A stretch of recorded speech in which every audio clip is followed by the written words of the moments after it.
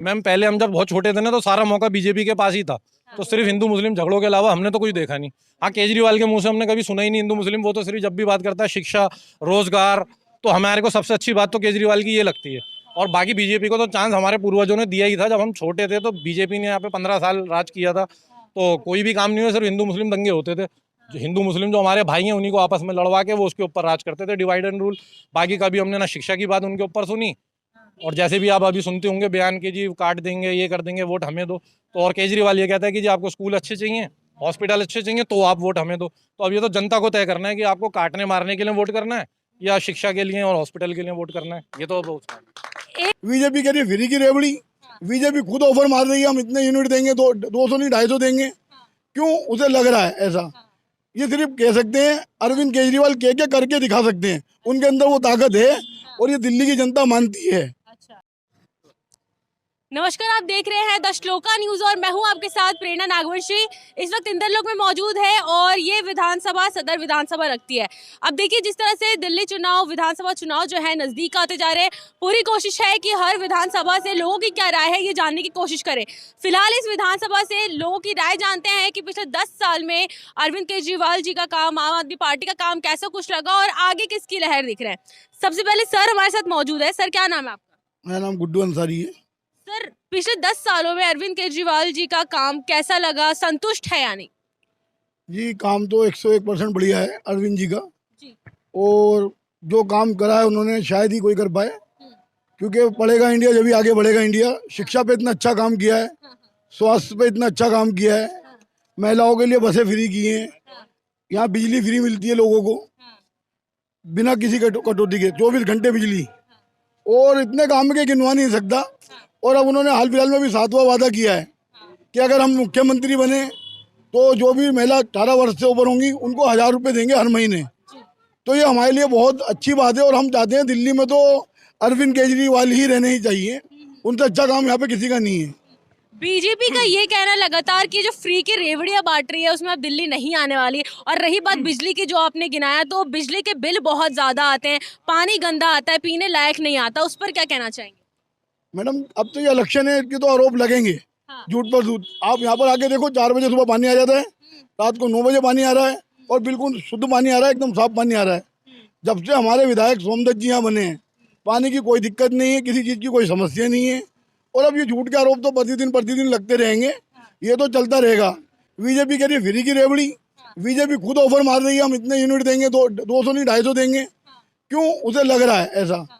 ये सिर्फ कह सकते हैं, अरविंद केजरीवाल कह के करके दिखा सकते हैं, उनके अंदर वो ताकत है और ये दिल्ली की जनता मानती है कि वो जो वादा करेंगे 100% करेंगे।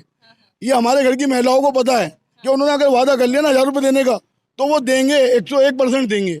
अभी हाल ही में जो है लोकसभा चुनाव जो हुए थे उसमें 7 सांसद, मतलब बीजेपी ने एक तरफा अपनी जीत हासिल की। उनके अंदर जो है मोदी के नाम का भी वोट मिलता है, उनके अंदर जो है सुरक्षा व्यवस्था आती है। आपको लगता है दिल्ली में सुरक्षा व्यवस्था है इस वक्त बीजेपी के अंडर?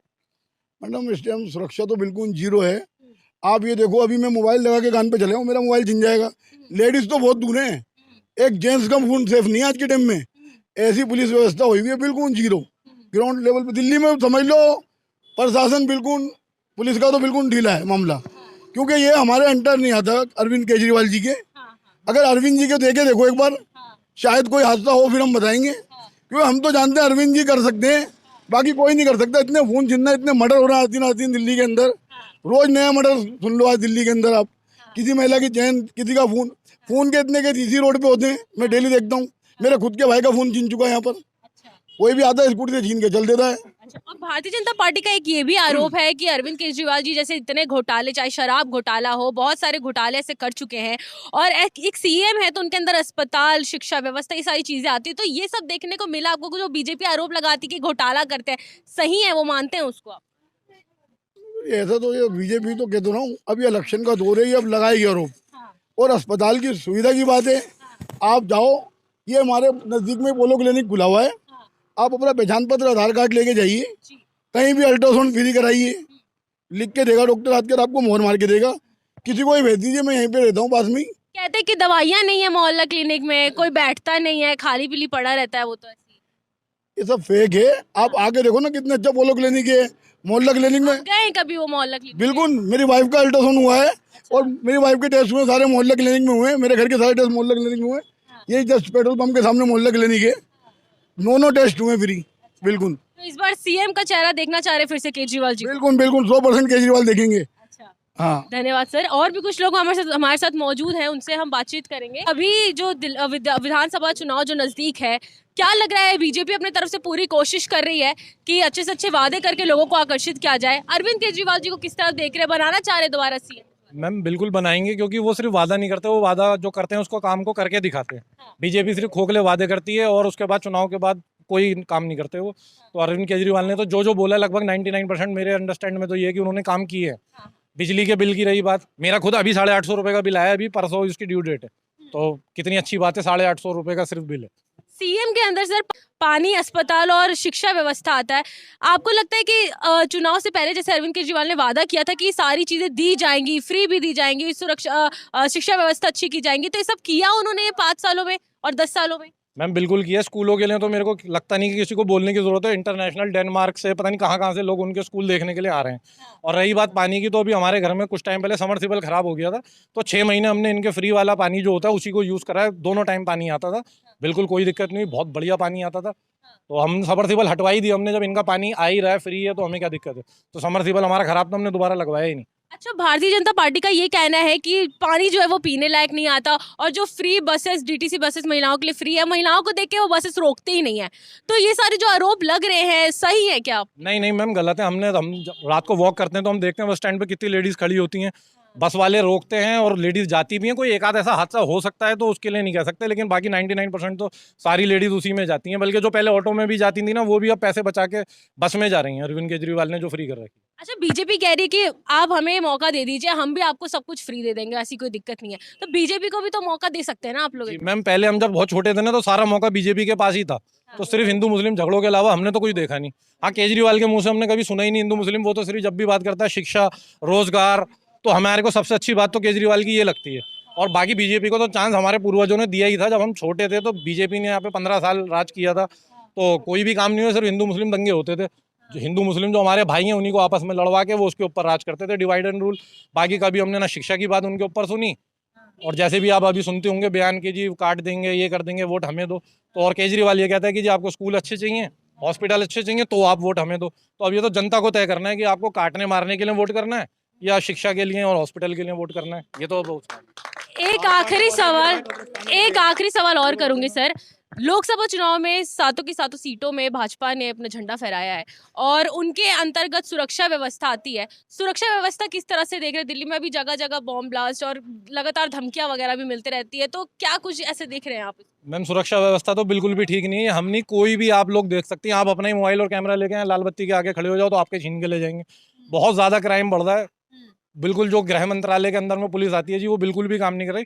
और मुझे तो ये लगता है कि इन्होंने जानबूझ के छूट दे रखी है कि क्राइम होगा तो केजरीवाल का नाम खराब होगा। लेकिन पब्लिक को सब पता है कि पुलिस जो है वो गृह मंत्रालय के बीजेपी के अंडर में, केजरीवाल का कोई रोल नहीं है। और उससे पहले एसीबी जो थी वो अरविंद केजरीवाल के अंडर में थी। तो हमारे को ये पता है, हम लाइसेंस के लिए गए थे तो वहाँ पे ढूंढने से भी दलाल नहीं मिल रहे थे। डेसू में हम गए थे अपना काम करवाने, बोले कि जी दलाल नहीं, वो एंटी करप्शन ब्यूरो पकड़ के ले जाता है। तो सारे दलाल भाग गए थे, तो इन्होंने एसीबी छीन ली केजरीवाल से। अब वो दोबारा उन्हीं का बोलबाला है। अब आप लाइसेंस के लिए जाओ, अब एक नंबर से बनवा ही नहीं सकते, आप दलालों के थ्रू ही बनवा पाओगे। तो सुरक्षा व्यवस्था और करप्शन का तो ये हाल है जो बीजेपी के अंडर में। अच्छा, केजरीवाल जी और मनीष सिसोदिया और सत्येंद्र जैन ये सब जेल में थे, और लगातार बीजेपी का ऐसा कहना है कि जो सीएम खुद जेल जा चुका है वो दिल्ली को क्या संभालेगा। तो लगता है ना कि जेल सीएम चला गया तो कमजोर है कहीं ना कहीं। नहीं बिल्कुल कमजोर है। अगर इस बिना के ऊपर ही वोट देना है कि ये अरविंद केजरीवाल और मनीष सिसोदिया अगर गए, तो अमित शाह जेल गए थे, गृह मंत्री तली पार हुए थे वो। अगर इस बिना के ऊपर वोट देना है तो हम बीजेपी को कैसे दें, जिसके गृह मंत्रालय के जो ऑफिस है वो अमित शाह जी हैं, उनको अमेरिका का वीजा नहीं मिला कितने साल तक, उनके ऊपर बैंड था और वो तली पार भी हुए थे। तो ये कोई बात नहीं होती ना। अभी हमारे यहाँ तो ये किसी को जेल में डाल देते हैं, उसके बाद साबित करना पड़ता है। तो अब अरविंद केजरीवाल बाहर भी हैं, ये लोग साबित अगर हो जाता तो उसे जेल में बंद नहीं रख लेते, लेकिन उन्हें छोड़ना पड़ा। तो ये, और देखो पुलिस इनकी है मैम, ये तो साम दाम दंड भेद सब कुछ इस्तेमाल करते हैं। अच्छा, तो इस बार इस विधानसभा से कौन जीत रहा है, आम आदमी पार्टी या बीजेपी को देख रहे हैं? आम आदमी पार्टी जीतेगी, सोमदत्त जी जीतेंगे, क्योंकि उनके काम है। बात ये चलिए धन्यवाद। यहाँ पे हमारे साथ कुछ लोग मौजूद थे और जिनका ये कहना है कि आम आदमी पार्टी के काम से काफ़ी संतुष्ट है और जो सुरक्षा व्यवस्था जो कि बीजेपी के अंडर आती है वो उतनी देखने को नहीं मिली, लेकिन फ्री बिजली पानी जो है लगातार मिला है और जिससे काफ़ी खुश है। खैर, ये तो आने वाले चुनाव बताएंगे कि क्या कुछ होने वाला है। तब तक के लिए बने रहिए द श्लोका न्यूज़ के साथ। धन्यवाद।